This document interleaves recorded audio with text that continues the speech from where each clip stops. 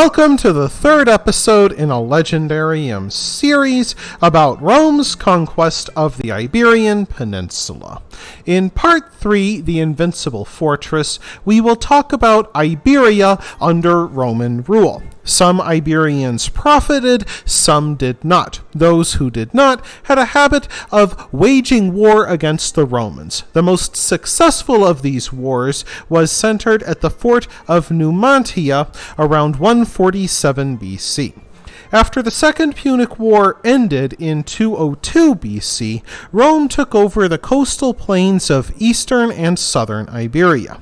Rome also took over the rich silver trade once controlled by the Carthaginians. Iberian rivers became highways for Roman merchant ships. They went as far inland as modern-day Cordoba. They brought huge clay jars called amphorae filled with olive oil and wine. They traded these jars of wine and olive oil for Iberian grain, which helped to feed the fast-growing population of Rome. Within their territories, the Romans built theaters, cities, and forums. And even if the Romans didn't realize it, they changed Iberia profoundly. Traditionally, kings and chiefs held power within the peninsula.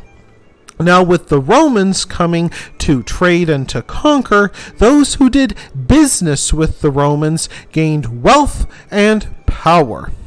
As the chiefs and kings realized that they lost power to these pro-Roman merchants, some of them waged revolts against Rome aimed at regaining their power. Throughout the 100s BC, a number of brief rebellions erupted against Roman rule. Most of them ended with the Romans making concessions, usually in the form of land, to the rebels. And thus a tenuous peace was maintained for several generations.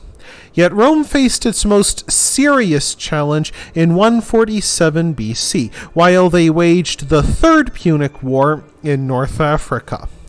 A leader of one of the Celtic Iberian kingdoms, Varathius, led a nation called the Lusitanians in a great uprising against Roman rule. His initial successes during the first few years of his rebellion led other Celto-Iberians to join him in great numbers.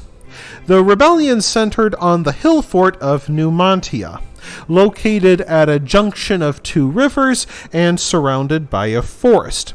The nearby population was spread thin beyond the walls, which would make it hard for the Romans to control them.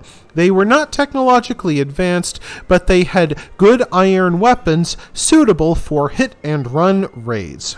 The first Roman expedition in 143 BC was led by Quintus Macedonius, who failed to take the hill fort in a siege. Instead, he focused on taking the Jalan Valley and cutting the hill fort off from its food supply. He made progress towards forcing the surrender of the fort, but was replaced by Quintus Pompeius. Quintus Pompeius ended this strategy and decided to take the fort in a siege. Despite having 30,000 Romans against only 8,000 Iberians, he failed to breach the walls. Though Pompeius received reinforcements from the Senate not long after, they were raw recruits. Even worse, Pompeius did not have the supplies or equipment to build shelter for them. Dysentery ran rampant through the Roman camp, killing hundreds. Not surprisingly, Pompeius chose to pursue a negotiated peace with the Celtic rebels. To his surprise, they agreed, in large part because the fighting had led to food shortages throughout their kingdom that caused the deaths of thousands of people.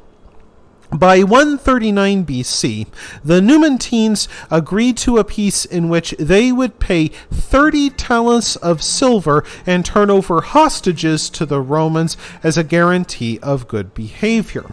Just as they were wrapping up the agreement, a new consul came to replace Pompeius named Marcus Lanus. Fearful that his secret negotiations and bargains would not be secret for much longer, Pompeius abruptly broke off the talks with the rebels and kept the cache of silver for himself. Though the Senate investigated him for corruption, he was able to hide his theft and went on to a lavish retirement. Yet his successor Marcus Lanus found himself managing an ongoing war against the Iberian rebels. The war continued until 138 BC.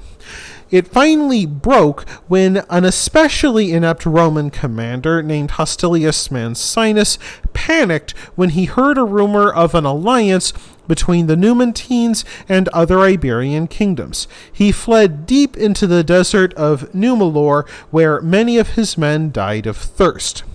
When he reported to the Senate, they became so disgusted that they sent him back to Numantia under armed guard, in the hope that the Numantines would simply finish him off.